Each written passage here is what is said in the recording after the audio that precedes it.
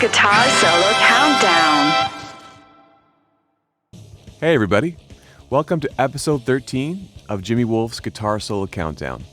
In this episode, we're going to look at the first and greatest heavy metal band of all time, Black Sabbath. This will be part one of a multi-part series focusing on the first half of Sabbath's career before Ozzy left the band in 1979. This episode of Jimmy Wolf is proudly sponsored by Jam School. Visit jamschool.com to learn more. Black Sabbath was formed in Birmingham, England in 1968. The four founding members would remain intact until the end of the 70s.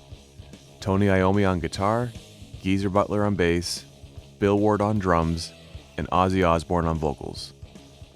The debut self-titled album was released on Friday the 13th on February of 1970, and heavy metal as we know it today was officially born. Even though the majority of the album is full of blues jams, the opening song, Black Sabbath, is as doom metal as anything that came before or after. The next album, Paranoid, cemented Sabbath as one of the most important metal bands of all time, with half the album still being played regularly on rock radio and streaming services 50 years later. Okay, so let's check out the top 5 solos of the first 8 Black Sabbath albums. Hope you enjoy. Number 5.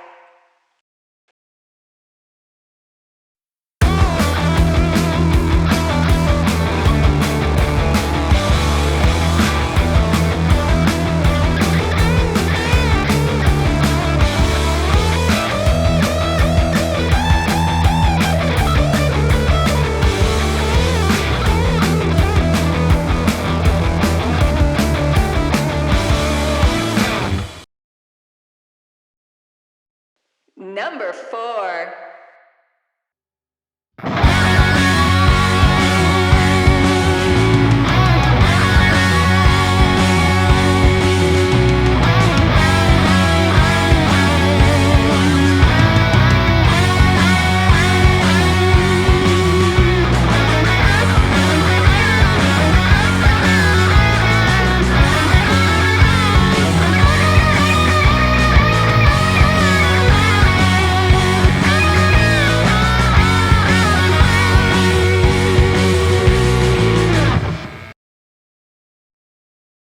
Number 3.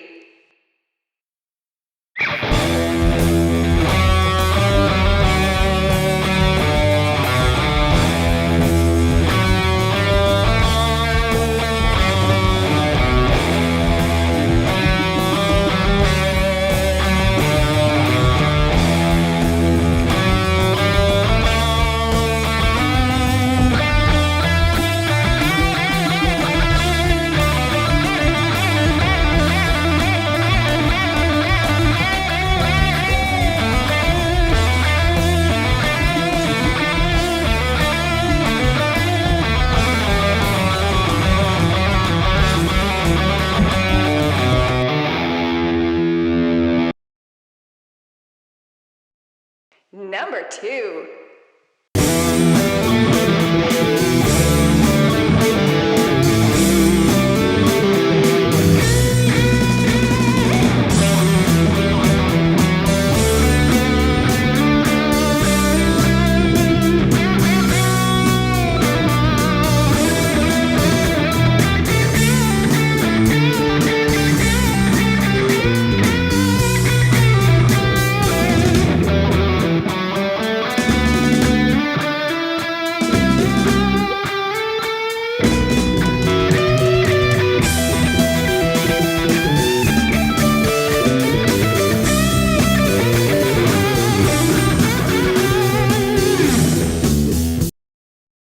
Number 1.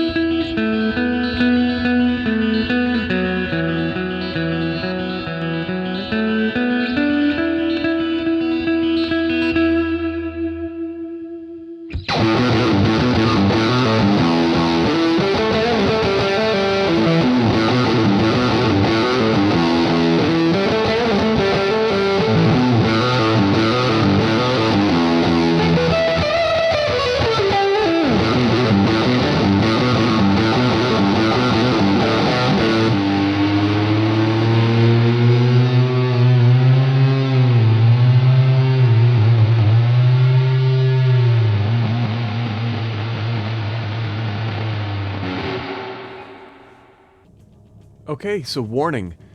Great solo. This is definitely my favorite Ozzy era Sabbath solo. It's the final solo on the song A Bit of Finger, Sleeping Village, Warning. So it's this 3 mini songs strung together to create this giant 14-minute blues epic to finish off the record. I really like it. It's got a lot of rhythmic playing and riffing to it, which is awesome. It's because that's really what Tony Iommi was known for, was his rhythm playing. So this solo really emphasizes that part of his playing, and it's just such a great way to end the album. It's also not particularly heavy. It's very bluesy and has a kind of a swing to it, a bluesy swing. So it's more characteristic of this record than it is of Sabbath in general, but I think that's why I like it so much. It's just such a moment in time when the band was doing a lot of blues playing. And that's what's so great about blues. It was this this sort of soil or the ether of which all these styles of music sprouted from, like rock, metal. All these styles of music came from the blues. So I think this is such a great tribute to that as well. Okay, so let's check out Black Sabbath's discography here. So we start with the self-titled album, Black Sabbath. For me, this is a perfect record, just boom, right out of the gate. Just an amazing, probably one of the greatest debuts of all time, along with Zeppelin and King Crimson, and even Leonard Skinner. Just the first record just says it all for me.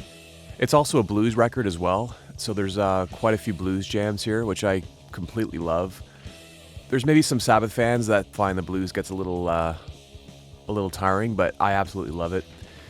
The album opens up with Black Sabbath, which has that famous tritone riff, that's sort of the devil's like interval riff there.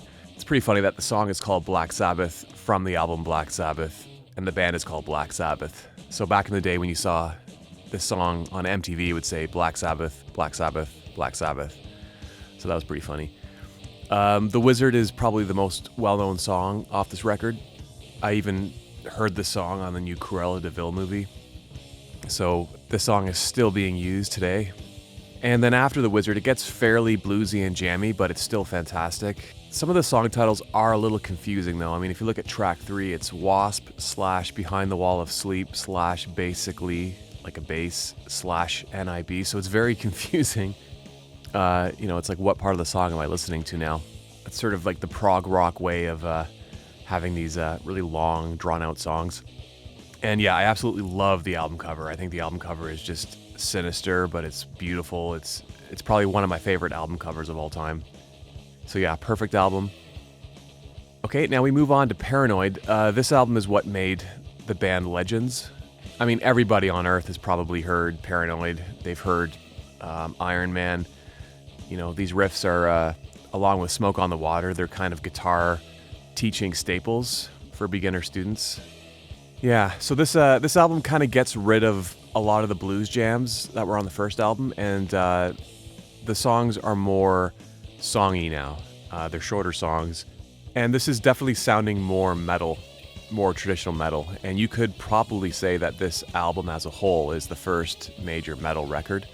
With the first album, you could say that Black Sabbath, the song, was the first metal song, but this is the first metal album. And yeah, I mean, this album is perfect. It's just unbelievable. Like, every song is incredible. Okay, now the third record is Master of Reality. For me, this is a bit of a step down from Paranoid, but it's still great. This is even sounding more metal. I think this inspired some subgenres of metal, like doom metal and sludge metal. So this is definitely a very important album. I like all of it. I think it's all great. Nothing really bad to say about it. The production is, you'd probably say it's not as good. It's kind of dry and murky, but it does add to what the band is doing. Okay, now we get to the fourth album, appropriately titled Volume 4. This album, the band slips a little bit for me. I don't listen to this album very much. It does have some absolute classics on it, like I love Supernaut. I also like Changes. I think a lot of people don't like that song, but I think it's a great song. Wheels of Confusion is awesome. So the album opens really strong and it ends strong with Under the Sun, just a heavy, sinister riff. But I don't know, I just find that the band is just kind of getting a little too experimental for me. They're kind of in that strange midway point where they have the old sound of the first 3 albums, but they're starting to kind of branch out and try new things, which I just find it's just a little confusing for me. Okay, now we're on to the 5th record, Sabbath Bloody Sabbath. This is a slightly better record, in my opinion, than Volume 4. This album is the band's prog rock album. It sounds kind of yesy. I think that's because they have Rick Wakeman on keyboards, so there is lots of keyboards, lots of experimentation. For me, the songs are just stronger. The album cover is just absolutely sinister. It's really satanic. It's got the 666 on it. I think the first track is one of my favorite Sabbath tracks, Sabbath Bloody Sabbath. I mean, this sounds like metal 30 years later, right? It's crazy how far ahead of its time this album is. But most of it is actually fairly bluesy and proggy. It's not really heavy. Once the first couple of tracks are done, it gets pretty tame. But it's a good record. Okay, now Sabotage, for me, this is a bit of an improvement. The first 2 tracks are absolutely killer. Hole in the Sky and Symptom of the Universe are some of the band's best. I also love Thrill of It All. This album, I find, gets a little bit... it gets a little long for me. Some of the songs go on a little too long. It's kind of continuing on the proggy tip of the last record, but it's a lot heavier. So I'd say this is sort of like... This is kind of like Master of Reality mixed with Sabbath Bloody Sabbath, which is a perfect mix in my opinion. And for me, this would be the band's sort of last great album of the decade. Okay, now we get to Technical Ecstasy. This album is odd, to say the least. It's a very strange album for the band. It almost feels like it's an Alice Cooper record or something. It's sort of like a show rock opera sounding album to me. And you can sort of tell by the album cover that things aren't quite what they should be. I think Ozzy said it's 2 robots on an escalator having sex. It's very strange. But, there are some good songs on here, but it just sounds like Sabbath has completely lost their way, especially with the song It's All Right. I mean, this is like a ballad sung by the drummer. It's very confusing. Okay, now we get to Never Say Die. This album is slightly better. It's still a little confused because I think the band is just struggling with what they should be sounding like. Like, what is their brand here? But definitely stronger. I think they spent a lot of time doing this album. This would be the last record with Ozzy for quite some time. So this album kind of closes out the 70s. But yeah, I think this is worth listening to. I love Johnny Blade. I also really, really like Air Dance. It's got a jazz fusion vibe to it, which I absolutely love. Swinging the Chain is killer. For me, this is much better than It's All Right on the last record. So yeah, this album just has a very kind of heavy Zeppelin-y sound. And even though it's experimenting with jazz and more traditional styles of rock, I think it still is closer to the brand than the last album.